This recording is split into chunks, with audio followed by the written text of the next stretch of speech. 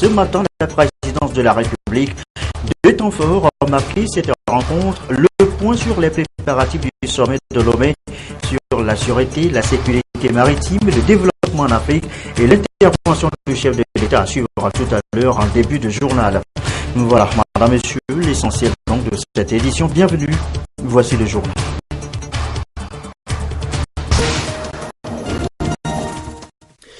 Bonsoir à tous. L'actualité de ce jeudi donc est essentiellement consacrée à la troisième réunion du Haut Conseil pour la mer, marquée d'abord par ce constat: aucun acte de piraterie enregistré depuis 2013. C'est une avancée majeure dans la sécurisation des eaux togolaises. Ce constat intervient à quelques semaines maintenant du sommet de Lomé sur la sécurité maritime. Les préparatifs ont été d'ailleurs évoqués aujourd'hui au cours de cette réunion présidée par le chef de l'État. Je vous propose d'ailleurs d'écouter le président de la République. Je voudrais remercier particulièrement nos amis de la communauté diplomatique qui viennent des pays voisins, de venir aussi enrichir nos réflexions et voir et apprécier aussi ce que nous faisons. Nous n'aurions pas pu accomplir les progrès qui vous ont été présentés sans votre soutien, sans vos conseils, sans l'expertise et l'expérience que vos différents pays ont pu acquérir dans ce domaine qui est plutôt nouveau pour nous. Donc, au nom du peuple togolais, du gouvernement, je voudrais vous remercier très sincèrement. Je vous remercie également pour l'aide que vous nous apportez dans l'organisation matérielle du sommet sur la sécurité maritime. C'est depuis 16 ans maintenant la manifestation la plus importante que le Togo va accueillir. Pour nous, c'est un défi, mais je suis certain qu'avec la tradition hospitalière du Togo, qui lui est reconnue par tous, et avec vos conseils, vos soutiens, nous allons pouvoir relever ce défi. Je voudrais également saluer et me réjouir de la toute première participation du secteur privé et dire que sans leur apport et sans leurs investissements, nous n'aurions pas pu moderniser nos infrastructures portuaires ni les rendre compétitives. Je crois que c'est un bel exemple d'un partenariat public-privé et comme ils nous ont fait confiance, chers amis du secteur privé, soyez assurés que nous restons toujours attentifs à vos préoccupations. Je crois qu'ensemble, nous pouvons encore rendre le port de Lomé plus efficace, plus compétitif et faire de lui véritablement le hub régional que nous souhaitons tous. À cet effet, je demande au ministre de la Justice d'essayer d'examiner la question qui a été soulevée sur les saisies des bateaux. Cela entre dans une action plus globale que nous avons entreprise pour améliorer le climat des affaires dans notre pays. Ceci dit, je voudrais féliciter le ministre conseiller chargé des questions de la mer à mes côtés pour le bilan de cette troisième année. Tout passe et tout commence souvent par le législatif. Si vous n'avez pas les textes adéquats, vous n'êtes pas fondé à agir ou à prendre des mesures.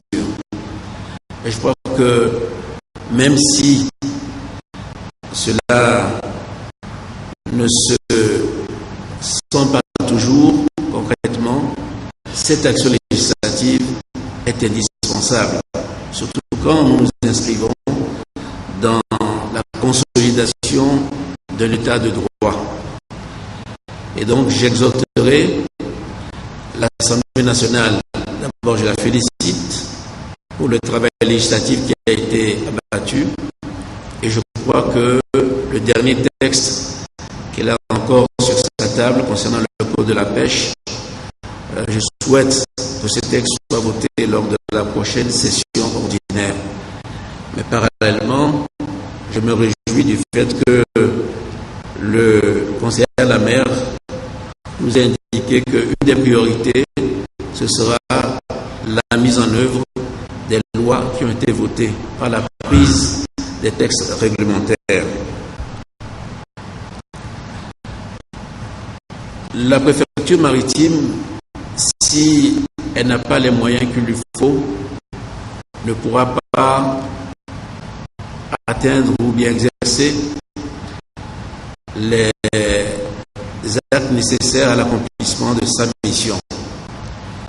C'est pour ça que je demande au Premier ministre, en concertation avec le ministre de la Fonction publique et le ministre en charge des Finances, naturellement, avec l'aide du conseiller pour la mer, de procéder au recrutement du personnel adéquat pouvant animer les instances de l'organisme national chargé de l'action de l'État en mer. Naturellement, on ne vous en voudra pas trop si vous nous faites remarquer que les contraintes budgétaires vous limitent dans l'élan que vous allez donner à la mise en œuvre de cette instruction. Mais il faut que dans un an, nous ayons fait des progrès. La coordination entre les départements ministériels et entre les administrations assurée au plan politique, stratégique et opérationnel doit se poursuivre et doit s'améliorer. La stratégie nationale pour la mer et le littoral, qui est un outil précieux de planification sectorielle, servira de moyen de coordination et d'identification des actions prioritaires à mener par toutes les administrations concernées. Je demande donc au conseiller pour la mer de faire le suivi effectif de la mise en œuvre de cette stratégie en accord avec les autres outils de planification nationale.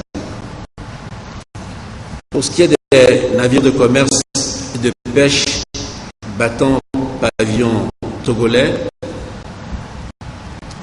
je voudrais rappeler que à chaque fois que nous sommes interpellés en disant qu'un bateau pavillon togolais sur un des océans se livre à des activités illicites, cela ruine nos efforts. Et nous ne pouvons plus ne pas agir et ne pas sanctionner. Parce que nous avions donné les instructions claires, monsieur le conseiller pour la mer, pour qu'il y ait une suspension des immatriculations. Mais je crois que récemment, nous avons encore été interpellés. Je demande qu'une enquête soit menée et que ceux qui ont violé les instructions données puissent répondre de leurs actes. Mais pour compléter cela, le ministre des Infrastructures et des Transports devra présenter dans les 2 prochaines semaines une communication sur les solutions envisagées en complément à la réalisation des navires et à la suspension des nouvelles immatriculations. Et qu'un système de suivi et de contrôle de ces navires battant pavillon togolais conforme à la directive de l'Union européenne en matière d'échange d'informations entre les ports soit également proposé à l'attention du Conseil des ministres. La création d'un fonds pollution marine, fonds Polmar, à travers le Code de la marine marchande, est une bonne initiative à notre sens. Ce fonds ne doit pas connaître le sort de certains autres fonds que nous avons connus dans notre pays, c'est-à-dire qu'il doit être véritablement alimenté et sauvegardé avec beaucoup de rigueur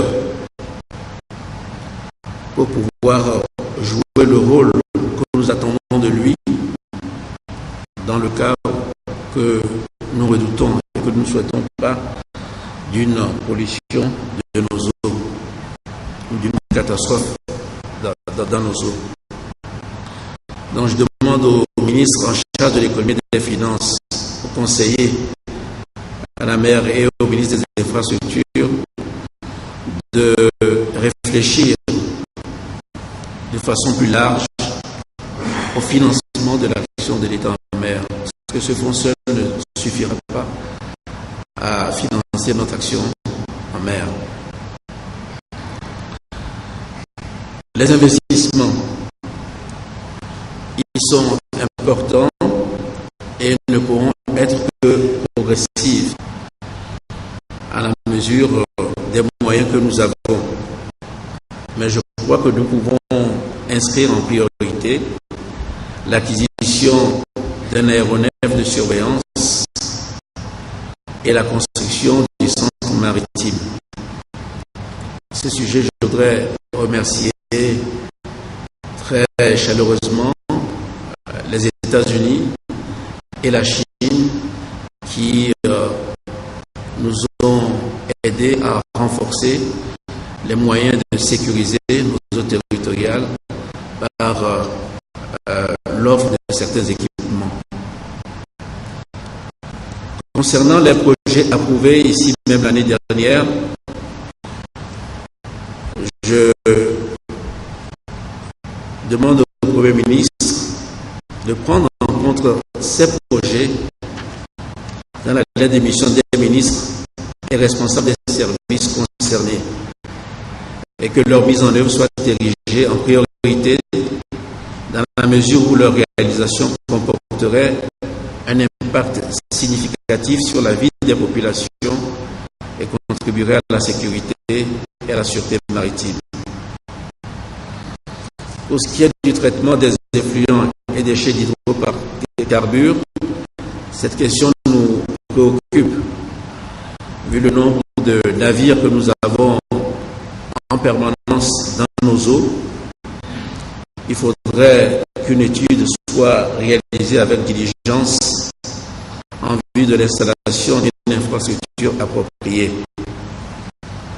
Et comme c'est un domaine qui ne nous est pas très bien connu, je sollicite l'appui en consultation, en conseil, l'appui et l'expertise du secteur privé et des partenaires.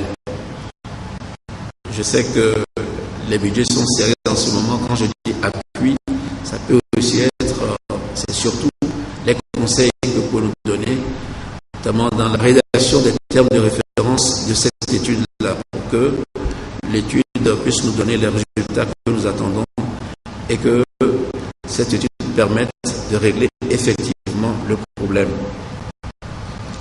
Je voudrais adresser mes chaleureuses félicitations aux forces armées togolaises, en particulier à la Marine nationale, à la Gendarmerie nationale, l'armée de l'air et à tous les acteurs de l'action de l'État en mer qui contribuent à la sécurisation de nos espaces maritimes. Je demande qu'il soit organisé, au moins à titre symbolique, le démarrage des patrouilles mixtes impliquant tous les acteurs concernés, civils et militaires, dans l'esprit de la coordination opérationnelle et de la mutualisation des moyens maritimes. il est important qu'un contrôle plus sérieux des entrées et sorties des ports de Lomé, dans le port autonome de Lomé et le port de Pémé, soit effectué afin de mieux sécuriser les investissements qui y sont réalisés. Nous devons également être plus actifs auprès de l'OMI. Donc, je demande au ministre des Affaires étrangères, en liaison avec le ministre des Transports, de loger auprès de notre ambassade à Londres une délégation qui s'occuperait des relations avec l'Organisation maritime internationale. Le Togo entend contribuer davantage au fonctionnement du mécanisme de Yaoundé et à l'opérationnalisation du Centre régional de sécurité maritime de l'Afrique de l'Ouest. En ce sens, je recommande que l'hypothèse de l'organisation de patrouilles conjointes avec les États voisins soit étudiée en envisageant l'implication des États du TRESMAO ou dans un cadre bilatéral avec les États concernés. Dans le domaine de la formation, il est heureux que le NAEM pense au développement d'une filière des métiers de la mer. Je pense que si nous voulons être hub régional, nous avons besoin de ressources humaines. Donc, avec les ministères concernés, notamment le ministère des enseignements primaires et secondaires et le ministère de la formation professionnelle, que vous puissiez déjà réfléchir à la création d'une filière des métiers de la mer, du niveau plus bas jusqu'au plus élevé. Enfin, pour opérationnaliser la Commission nationale des frontières maritimes du Togo, il est important qu'un budget soit élaboré et soumis au gouvernement pour que nous puissions rattraper le retard que nous avons pris. Je donne ces instructions devant vous parce que je pense que cela nous permettra, chaque année quand nous nous retrouvons, de mesurer les efforts que nous avons faits et surtout de voir si le temps que nous consacrons à ce travail-là produit des effets. Encore une fois, je vous remercie très sincèrement de votre présence et je voudrais dire à nos partenaires que si nous avons tenu à vous faire une présentation de l'état de préparation du sommet maritime, c'est aussi parce que nous accueillons avec bienveillance les appréciations positives ou négatives que vous apportez à cela, pour peu qu'elle ait pour but d'améliorer ce que nous sommes en train de faire, conscients que nous sommes, qu'aucune œuvre humaine n'est pas parfaite. Encore une fois, je vous remercie de votre présence.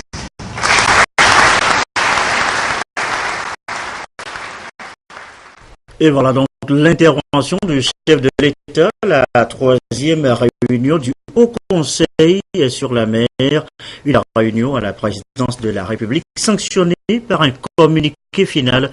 En voici la teneur.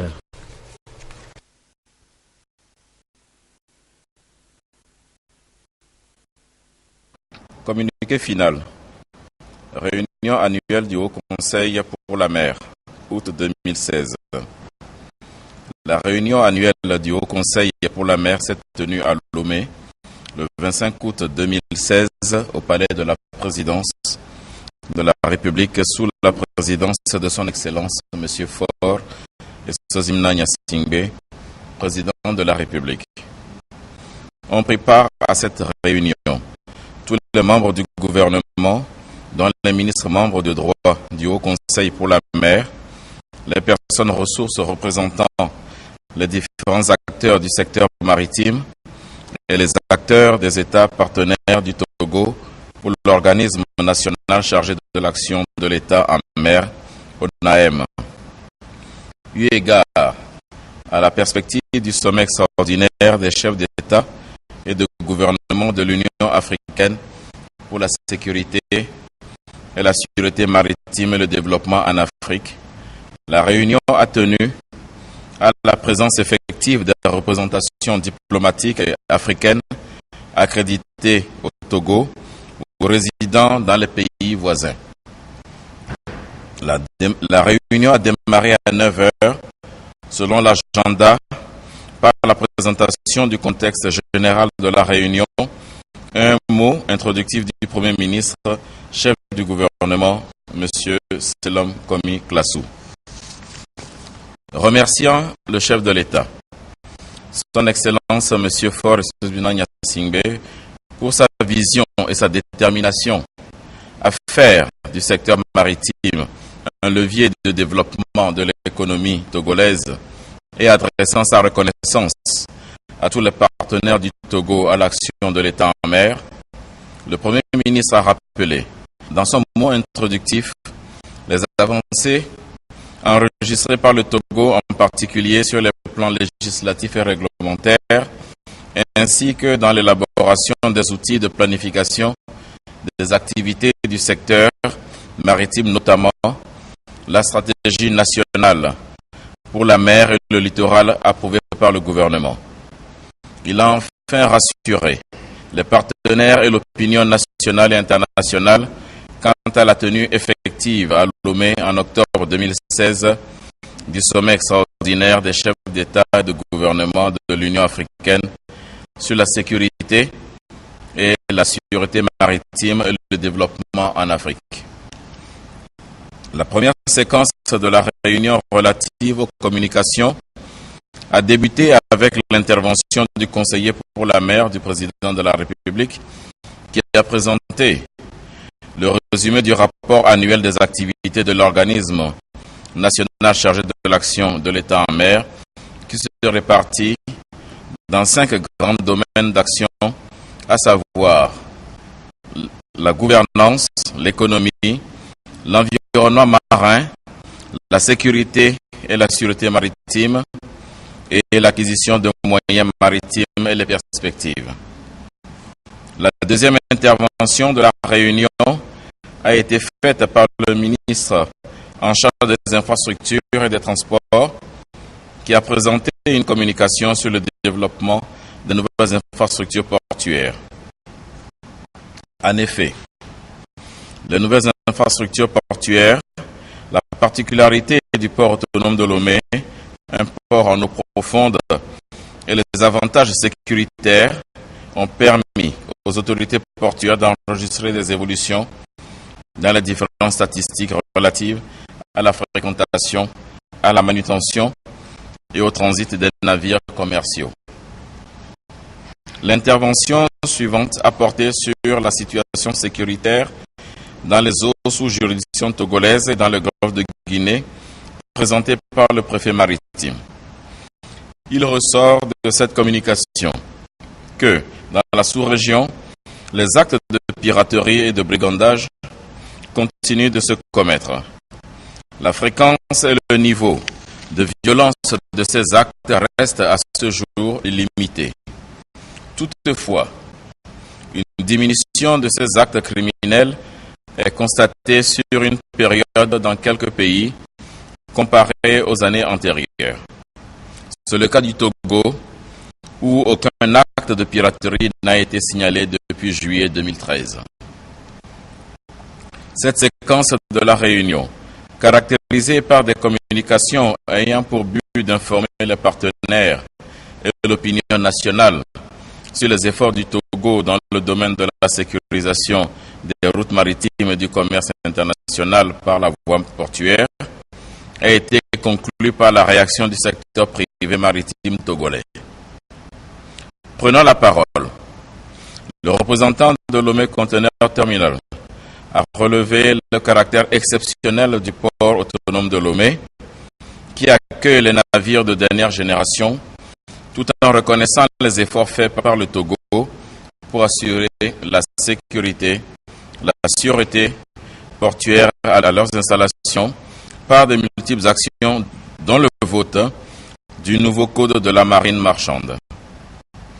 Les représentants de Togo Terminal, dans son intervention, a d'abord salué la réforme que le Togo a entamée dans le secteur maritime et l'organisation du sommet de l'Union africaine sur la sécurité et la sûreté maritime et du développement, au cours duquel sera adoptée la charte de Lomé, qui constituera pour le continent un instrument juridique de renforcement de lutte contre l'insécurité maritime. Au regard de ces avancées, le groupe a aussi réorganisé ses activités de transport et de logistique autour de 4 marques fortes, à savoir Bolloré Port, qui regroupe les métiers portuaires de par le monde, Bolloré Logistique, qui regroupe les métiers logistiques et freight forwarding, Bolloré Railways, regroupant les métiers ferroviaires, et enfin Bolloré Énergie, qui s'occupe de la logistique pétrolière et énergie renouvelable. Par ailleurs, Togo Terminal réaffirme son engagement à jouer un rôle crucial dans le développement maritime et dans la réalisation des projets en cours au Togo, notamment la construction de nouvelles Blue Zones à l'instar de Kakaveli, la réhabilitation du chemin de fer, la construction de salles de spectacle et de cinéma. Enfin, le représentant de Navi Togo, parlant au nom des sociétés de consignation et des autres partenaires togolais du secteur privé maritime, a relevé les avancées en matière de consignation et de manutention des navires. En effet, à ce jour, le délai moyen d'attente d'un navire est passé de plus de 4 jours à moins de 2 heures. Les cadences de traitement sont portées de moins de 20 à près de 50 mouvements par heure. Au-delà de ces avancées, le représentant de Navi Togo a évoqué la nécessité d'un meilleur règlement des contentieux maritimes par une célérité raisonnable de l'appareil judiciaire. La deuxième séquence de la réunion a porté essentiellement sur l'information des partenaires et de l'opinion nationale sur les acquis dans les préparatifs du sommet extraordinaire des chefs d'État et de gouvernement de l'Union africaine sur la sécurité et la sûreté maritime et le développement en Afrique. Sur ces aspects, le ministre des Affaires étrangères, de la coopération et de l'intégration africaine a présenté aux participants le volet diplomatique concerné par l'adhésion des États africains au projet de charte, instrument de consolidation de l'intégration régionale et sous-régionale, qui permettra, avec les moyens convenus, de faire face le plus efficacement possible aux actes incriminés. Il a aussi relevé en substance les efforts nécessaires déployés par le Togo et la Commission de l'Union africaine pour assurer la bonne mise en œuvre de la décision de la conférence des chefs d'État et de gouvernement de l'Union africaine qui viserait l'adoption et la signature de la dite charte. Le volet relatif à l'organisation matérielle et à la logistique a été présenté par le coordonnateur général de l'organisation du sommet. Il ressort de ce compte rendu que, à 46 jours du sommet, le niveau de préparation de la Commission nationale chargée de la préparation matérielle et logistique du sommet extraordinaire des chefs d'État et de gouvernement de l'Union africaine sur la sécurité et la sûreté maritime et le développement en Afrique est conforme au chronogramme préétabli. Ces interventions ont suscité la réaction du corps diplomatique et des représentants des organisations internationales accréditées au Togo. La première réaction fut celle de l'ambassadeur de l'Union européenne au Togo, qui a remercié le Togo pour ses efforts dans le domaine de la sécurité maritime et a salué l'existence d'une stratégie nationale et souhaité une convergence des actions de coopération dans le domaine maritime.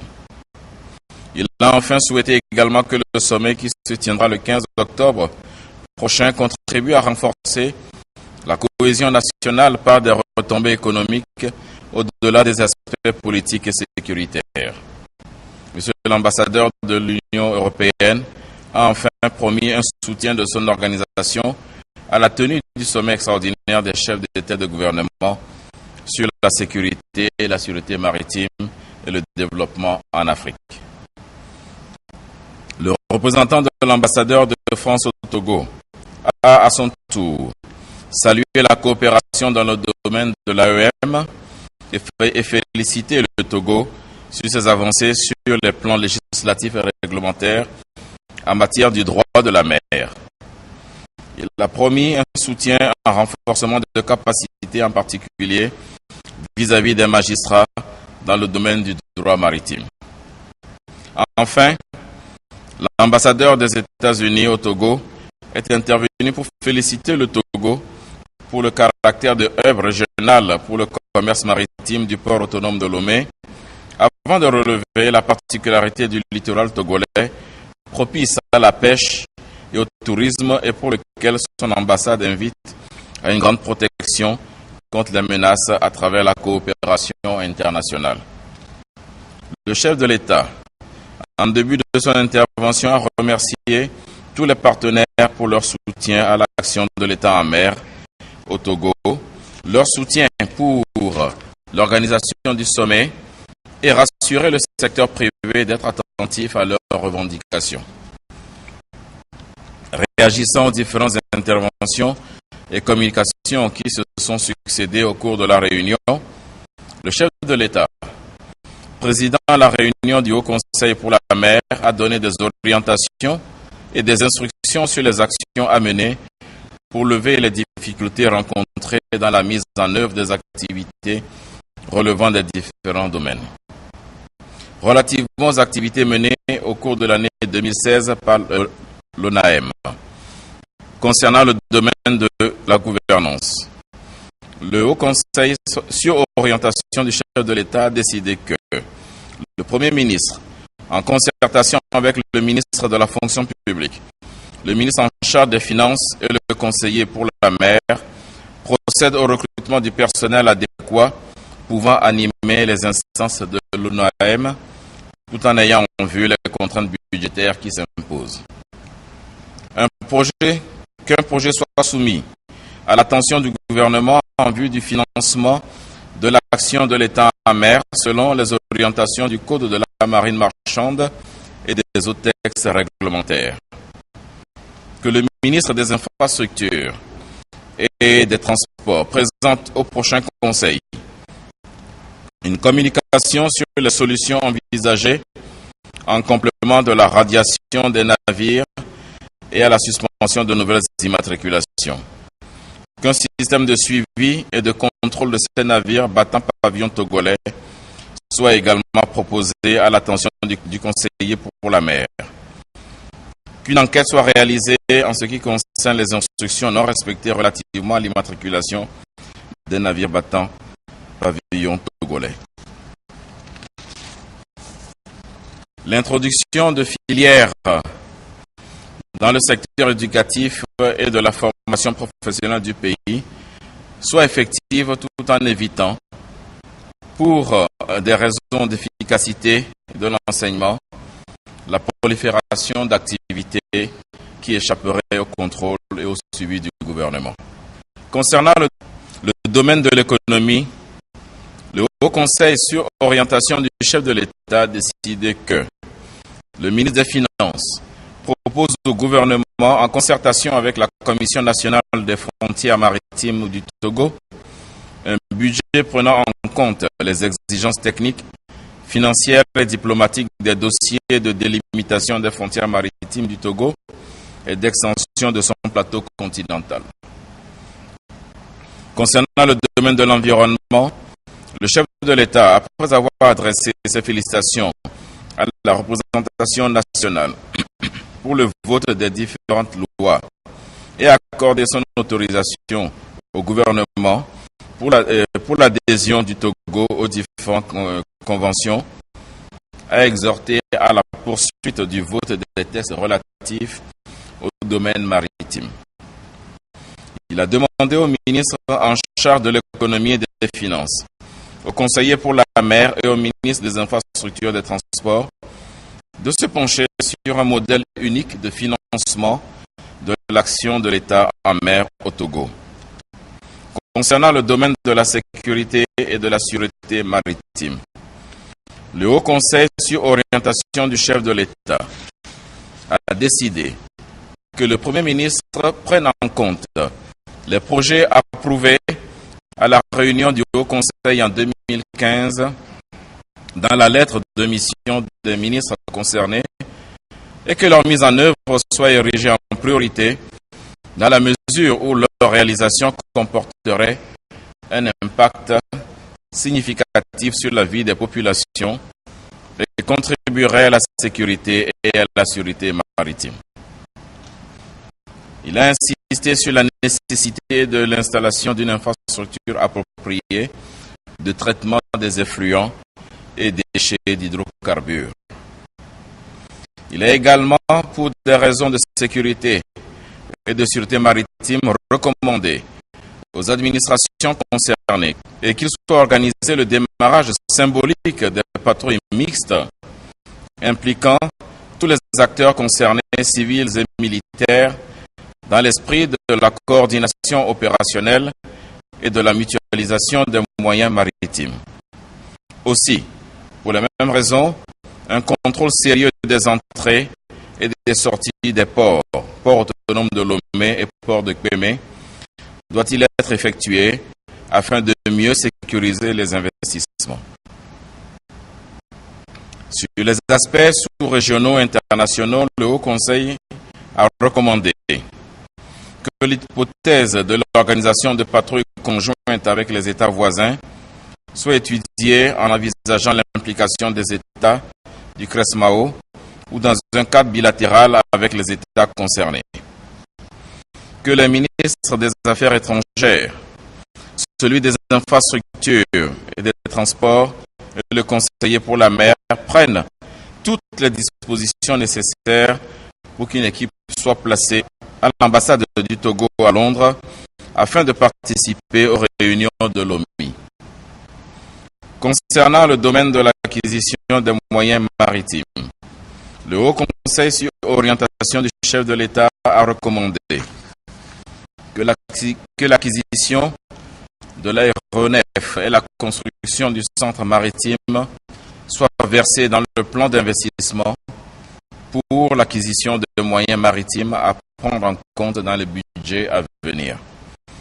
Pour terminer, le chef de l'État a renouvelé ses remerciements et encouragements aux partenaires pour leur collaboration dans la sécurisation des installations portuaires et des espaces maritimes du Togo et du Golfe de Guinée. Il a remercié le gouvernement et les participants pour avoir pris part à la réunion annuelle du Haut Conseil pour la mer et au secteur privé maritime pour ces suggestions pertinentes qui seront prises en compte dans le déroulement de la vision togolaise de son secteur maritime et portuaire. Fait à Lomé le 25 août 2016. Voilà le communiqué final qui a sanctionné ce matin les travaux du Haut Conseil pour la mer, communiqué présenté, donc vous venez de le suivre, par le ministre Guy Madjé et Lorenzo. Et ce journal va déborder un tout petit peu en raison justement de la densité de l'actualité. Il est 20h32. Autre sujet évoqué ce soir, la faiblesse du financement des entreprises privées par les banques. C'est un constat. Là aussi, la question fait débat. Des pistes sont explorées depuis ce matin à Lomé. Robert Poitou avec Carmen Madjiaka. Le paysage bancaire togolais s'est agrandi ces dernières années avec l'arrivée de plusieurs groupes bancaires. Cependant, ce constat contraste avec les principaux indicateurs qui montrent une faible contribution du secteur bancaire au financement de l'économie. Le ministère ministère de l'Économie et des Finances veut trouver des solutions pour un meilleur financement du secteur privé au Togo au cours des prochaines années. Cadres de banques, opérateurs économiques et institutions de la République échangent sur la problématique à ce symposium. Nos études à la direction de l'économie ont montré qu'un taux de croissance de 10% du PIB réel par an est possible, mais il est conditionné par une augmentation massive de l'investissement, tant public que privé. Et c'est la prise en compte de ce volet privé qui nous a poussé à organiser le symposium. Nous voulons des discussions vraiment sincères. Voilà, les emprunteurs, les entreprises doivent dire comment est-ce qu'elles voient le problème. Les banques aussi vont nous dire comment est-ce qu'elles voient le problème. La Banque centrale, qui est la banque des banques, nous dira aussi ce qu'elle fait pour que le système bancaire, le système financier dans son ensemble puisse accompagner le secteur privé tout en préservant la stabilité du système dans son ensemble. C'est depuis 2013 que l'étude de la prévision macroéconomique a été lancée. L'enquête a été menée auprès d'un échantillon de 200 entreprises. Les résultats ont révélé que les entreprises font face à des contraintes qui limitent leur niveau de productivité. Le PNUD pense donc que cette rencontre pourra ouvrir la voie au secteur privé pour qu'il puisse mieux contribuer à la croissance économique. On commence par le dialogue. Il faut qu'on dialogue entre parties prenantes pour identifier ce qui a bien marché, bien comprendre les dynamiques et voir qu'est-ce qu'on peut faire pour aller plus loin. Et je crois que ce dialogue qui a toujours existé a été très constructif ce matin pour montrer que l'intérêt que le secteur privé, le secteur public et ses partenaires ont à ce que la question du financement des entreprises puisse s'améliorer, même si, comme on l'a dit ce matin, il y a déjà énormément de progrès ces 5 dernières années. Des recommandations vont être formulées à l'endroit des différents acteurs impliqués en vue de renverser la faiblesse des emprunts bancaires dans le financement des entreprises. Dans l'actualité, sachez également que le ministère de la fonction publique, du travail et de la réforme administrative a procédé ce matin à la validation du rapport d'évaluation finale du programme d'appui à l'insertion et au développement de l'embauche AIED. Le programme AIED a été donc mis en place par le gouvernement pour permettre donc aux demandeurs d'emploi d'acquérir l'expérience professionnelle. Les précisions dans ce reportage de Rachida Amadou et Jassim Nabada. Pour résoudre durablement l'épineuse question du chômage et de l'emploi des jeunes, le gouvernement a mis en place depuis 2011 le programme d'appui à l'insertion et au développement de l'embauche aide. L'initiative vise à permettre aux primo-demandeurs d'emploi d'acquérir une expérience professionnelle, d'améliorer leur curriculum vitae et donc d'être compétitifs sur le marché de l'emploi. Avec la phase pilote qui est arrivée à terme en 2015, une étude a été menée pour évaluer cet ambitieux programme. Le rapport de cette étude est soumis à validation au cours de ces assises. Point d'investir de 3 000 placements des jeunes, nous sommes allés au-delà de 4 000. Et au niveau des entreprises, plus de 1000 entreprises ont accueilli les jeunes stagiaires. Et au niveau de l'insertion, nous avons noté dans les rapports provisoires des montants avoisinant 360. Le but a été atteint. On peut dire que ça a été efficace, avec un niveau de mobilisation de ressources en moyenne de 700 millions par an. bilans sont tous encourageants. Cependant, il se pose la question de l'efficience de la démarche, puisque sur les 4 ans, il y a eu plus de 40 000 demandes et 8 500 offres de stage. Or, seuls environ 4 000 jeunes ont pu en bénéficier. Les travaux vont donc permettre de tirer les enseignements et d'explorer de nouvelles pistes pour améliorer l'employabilité des jeunes. Il faudrait que les entreprises qui accueilleront dorénavant nos jeunes contribuent aussi. Et cela nous permettra véritablement d'avancer et de recruter massivement. Ça, c'est la première possibilité de solution. Deuxième solution, les partenaires en développement aussi peuvent nous apporter leur appui technique et financier. Tout réuni, ça nous permettra d'avancer. Plus de 1500 entreprises participent au programme AIDE. La nouvelle entreprise Akossi est l'une d'elles. Depuis 2011, elle a accueilli 15 stagiaires, parmi lesquels elle a recruté 2. Nous félicitons l'État de tout ce qu'il fait pour placer ces stagiaires qui travaillent pour nous sans cesse et qui prennent en charge leur rémunération. La plupart de nos stagiaires que nous recevons, ce sont des gens qui sont dynamiques. Nous prenons tout le temps pour leur donner ce que nous savons et après 1 an, ils nous quittent. Mais dommage, nous avons envie de les garder. J'ai eu à travailler au projet d'appui au développement du secteur privé. J'ai eu à faire 1 an et ils m'ont renouvelé le contrat pour la durée du projet. Donc vraiment, j'ai eu à acquérir les bonnes bases du métier de secrétariat puisque c'est les études que j'ai faites. Donc vraiment, ça a été très bénéfique sur le plan professionnel. Une fois validé, le document devient un outil de décision pour la phase de consolidation du programme.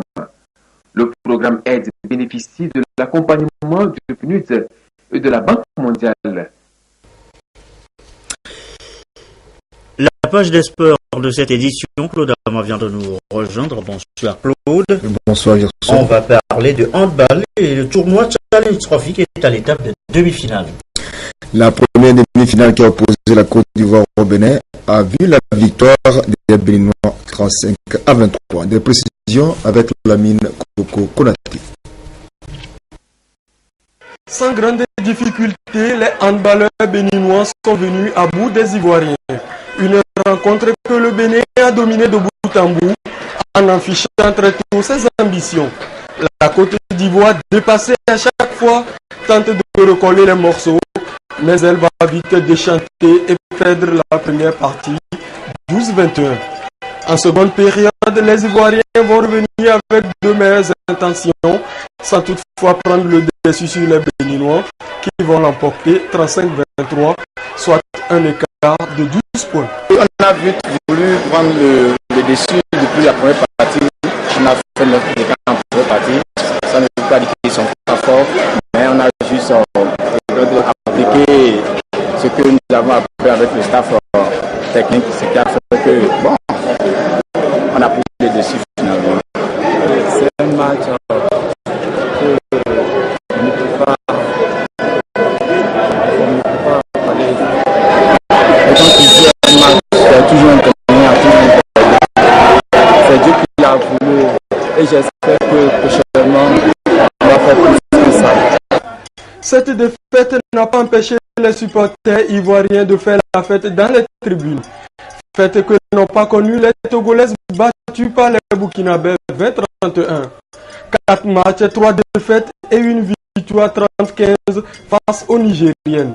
IHF Trophy 2016 refermera ses portes ce vendredi avec la finale des hommes et les 2 matchs de poule des dames, à l'issue de laquelle on connaîtra la meilleure sélection parmi les 5. Et la compétition se poursuit d'ailleurs en ce moment. Oui, la seconde demi-finale se déroule actuellement entre le Togo et le Ghana. À la pause, le Ghana mène par 13-12. Et voilà pour le round. On va parler maintenant de basketball avec la seconde phase du camp de jeu qui se déroule à Lomé, Claude. Organisé par la Ligue Lomé Golf de basketball en partenariat avec l'ambassade des États-Unis d'Amérique, ce camp permet aux jeunes basketteurs et leurs encadreurs de se familiariser avec les notions de la balle orange. Jean et Martin Sandani pour le résumé. Inculquer les valeurs sportives aux jeunes et leur insuffler le goût du basketball, tel est l'objectif du camp des jeunes édition 2016 organisé par la Ligue de basketball Lomé Commune Golf. Ce camp réunit une centaine de jeunes de 12 à 18 ans, supervisés par des encadreurs de 30 à 35 ans sous la houlette de l'expert américain Tommy Davis. Les jeunes dont l'âge se situe entre 12 et 18 ans sont sur le stade de municipal de Lomé pendant une semaine, d'abord pour fraterniser, jouer au basket, inculquer les valeurs également sportives de basket, en leur faisant comprendre que le basket peut devenir demain leur métier. Notre souci majeur, c'est de faire en sorte que, après ce camp, les clubs d'où viennent les jeunes et les encadreurs puissent contribuer à renforcer et à redynamiser le basketball au Togo. Les participants sont très ravis de prendre part aux activités de ce camp. C'est une très bonne initiative, tout d'abord pour nous les jeunes coachs qui ont envie de devenir des coachs demain, et pour les enfants parce qu'on n'a pas tellement le temps, ou bien on n'a pas tous la connaissance pour pouvoir apprendre.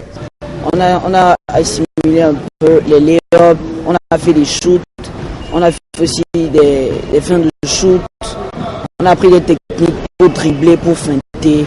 Démarré il y a de cela 2 semaines, les participants sont soumis à l'application pratique et théorique des valeurs sportives. Le camp prend fin samedi. Et voilà, ce sera tout pour votre page des sports de ce jeudi. Effectivement, Gerson, rendez-vous samedi dans Sport et Détente.